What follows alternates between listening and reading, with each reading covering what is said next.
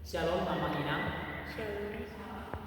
Sebelum kita mulai sermon kita pada hari ini, maka baiknya kita mengangkat lagu pujian kita dari Kidung Jemaat yang berjudul Kami Puji dengan Riang. 3, 2, ya.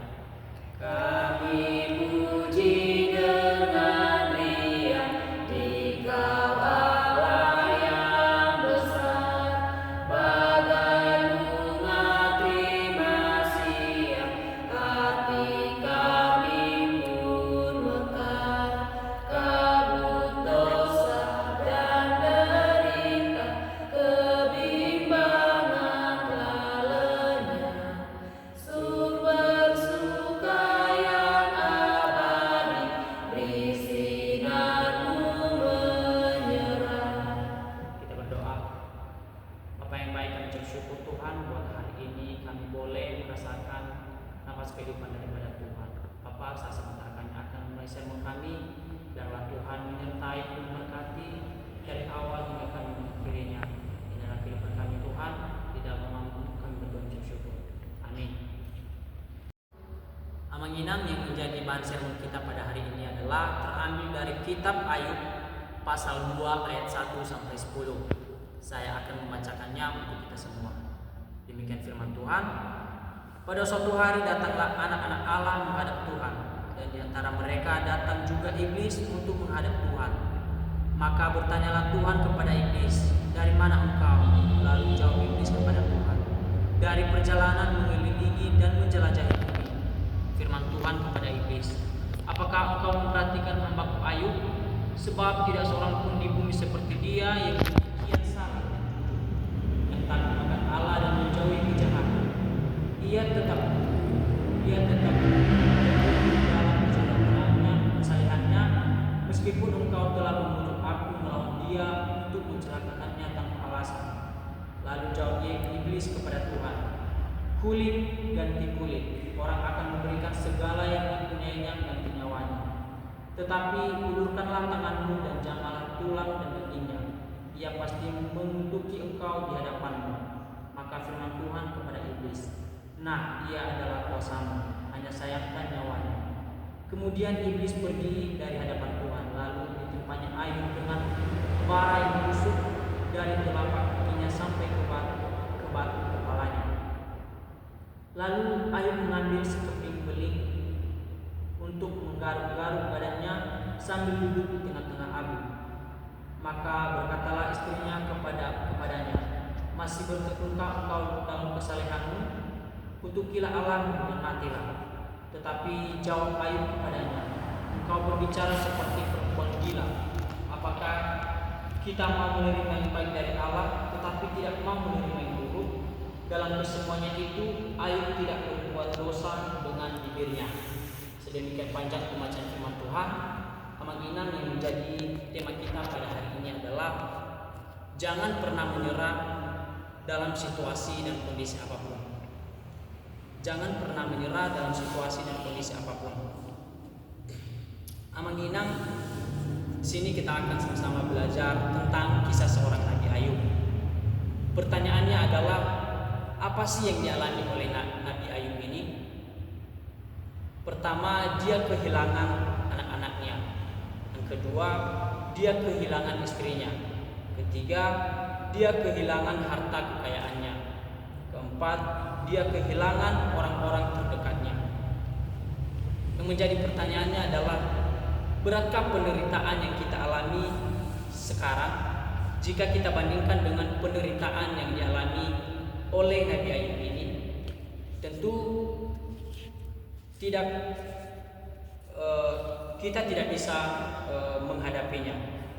Mungkin kalau kita di posisi Ayub ini, kita tidak akan sanggup untuk menghadapinya.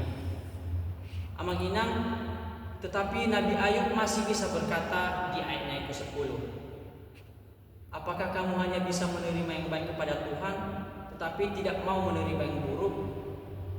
Mungkin kita sekarang sedang berada di dalam suatu proses dan pembentukan yang terkadang membuat kita lemah, lelah, sehingga kita ada rasa pengen mundur. Nah, di sini kita akan belajar 4 poin penting tentang Ayub ini. Pertama, orang Kristen itu tidak pernah terlepas dari yang namanya realitas penderitaan. Amang Inang, bukan berarti ketika kita sudah dekat sama Tuhan, kita tidak akan mengalami yang namanya penderitaan, kita tidak akan mengalami yang namanya penyakit, yang namanya masalah dan tantangan yang kita hadapi. Justru Amang Inang, sebaliknya ketika kita sudah dekat sama Tuhan, di situ iman kita diuji oleh Tuhan. Tuhan ingin mengetahui apakah hati kita benar-benar sama Tuhan ataupun sebaliknya. Amang Inang, Tuhan mengizinkan iblis untuk mencobai hambanya Ayub ini karena Tuhan ingin mengetahui apakah hambanya Ayub ini tetap pada imannya ketika ia mengalami atau menghadapi yang namanya penderitaan, sehingga Tuhan mengizinkan iblis untuk mencobai hambanya Ayub. Poin yang kedua, iman kita akan diuji oleh Tuhan. Amang Inang, misalnya saya adalah seorang pelajar di sekolah, ya, nggak mungkin saya mendapatkan nilai yang bagus kalau saya tidak mengikuti ujian.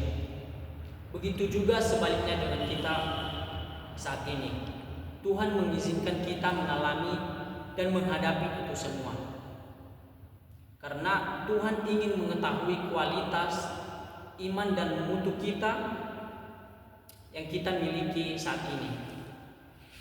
Apakah iman kita akan benar-benar sama Tuhan ketika kita menghadapi percobaan itu semua? Mungkin di sini kita sering mengalami yang namanya ujian, cobaan, tantangan, dan masalah. Tetapi Amang Inang, percayalah, ketika kita bisa melewati itu semua dengan selalu mengandalkan Tuhan, maka kita akan mendapatkan hasilnya ketika kita bisa melewatinya itu semua. Poin yang ketiga, penderitaan yang kita alami selalu dalam batas pengawasan Tuhan. Di ayatnya yang ke-6 mengatakan, maka firman Tuhan kepada iblis, nah ia dalam kuasamu, hanya sayangkan nyawanya. Amang Inang, begitu sebaliknya dengan kita. Tuhan tidak pernah memberikan suatu pencobaan di luar kemampuan kita, karena jelas dikatakan di kitab 1 Korintus pasal 10 ayat 13. Saya akan membacakannya. Percobaan-percobaan yang kamu alami ialah percobaan-percobaan biasa yang tidak melebihi kekuatan manusia. Sebab Allah setia dan karena itu Ia tidak akan membiarkan kamu dicobai melampaui kekuatanmu. Pada waktu kamu dicobai, Ia akan memberikan kepadamu jalan keluar sehingga kamu dapat menanggungnya. Ya, sungguh menarik firman Tuhan ini. Tuhan kita memang baik. Ia mengizinkan kita mengalami dan menghadapi itu semua karena Dia hanya ingin mengetahui dari iman yang kita miliki. Poin yang terakhir, Tuhan kita adalah Maha Adil. Bisa coba kita lihat di Alkitab Ayub 42 ayat 10. Demikian firman Tuhan. Lalu Tuhan memulihkan keadaan Ayub setelah ia meminta doa untuk sahabat-sahabatnya. Dan Tuhan memberikan kepada Ayub 2 kali lipat dari segala kepunyaannya dahulu. Amang Inang, ketika kita sudah mengetahui, ketika Tuhan sudah mengetahui bagaimana kualitas atau mutu dari iman yang dimiliki oleh hambanya Ayub ini, Tuhan mengembalikan semua dengan 2 kali lipat dari yang sebelumnya yang dimiliki oleh hambanya Ayub ini. Begitu juga sebaliknya dengan kita, Amang Inang. Ketika kita sanggup menghadapi proses pembentukan, maka percayalah kita akan mendapatkan hasilnya ketika kita boleh menghadapi itu semua dengan mengandalkan Tuhan kita. Amang Inang, demikian firman Tuhan. Kiranya dengan kita sama-sama belajar tentang seorang Nabi Ayub ini, kita bisa meneladaninya. Yang menjadi refleksi kita pada hari ini adalah mari amang-inang apapun masalah yang kita hadapi, tantangan atau ujian, kiranya kita jangan pernah menyerah dalam situasi dan kondisi apapun. Pada kita pada hari ini kita akan dapat pujian kita di Kidung Jemaat dengan judul Suci Suci Suci. 3, 2, ya.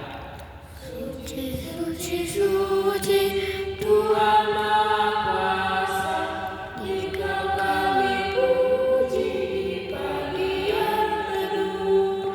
Suci Suci Suci murah dan perkasa, Allah Tritunggal agung namamu. Kita berdoa. Bapa kami yang di surga, terima kasih ya Tuhan untuk kasih-Mu yang kami boleh rasakan hingga saat ini. Terima kasih Bapa untuk firman-Mu yang kami boleh dengar, kami boleh baca, kami dengar pada hari ini, biarlah itu menjadi bekal untuk kehidupan kami, yang boleh berakar dan bertumbuh dalam kehidupan kami. Bapa, terima kasih. Kehidupan kami selanjutnya kami serahkan ke dalam tangan-Mu. Mari kita mengucapkan doa Bapa kami. Bapa kami yang di surga, kuduskanlah nama-Mu, datanglah kerajaan-Mu, jadilah kami di bumi seperti di surga. Berikan kami pada hari ini makanan kami secukupnya, dan ampunilah kami kesalahan kami, seperti kami juga mengampuni orang yang bersalah kepada kami. Dan jangan membawa kami dalam pencobaan, tetapi lepaskanlah kami dari jahat. Karena Engkau punya kerajaan dan kuasa dan kemuliaan sampai